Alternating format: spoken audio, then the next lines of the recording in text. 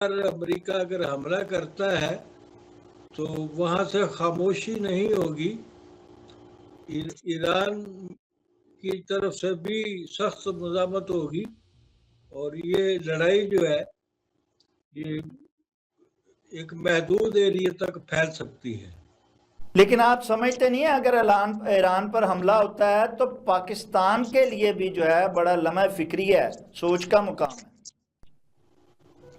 पाकिस्तान के और वाशिंगटन के ताल्लुकात में कोई इतनी खराबी नहीं है, तो पाकिस्तान के लिए मेरे ख्याल में पाकिस्तान खतरात से बचा हुआ है, इसके लिए अभी कोई खतरा नहीं है।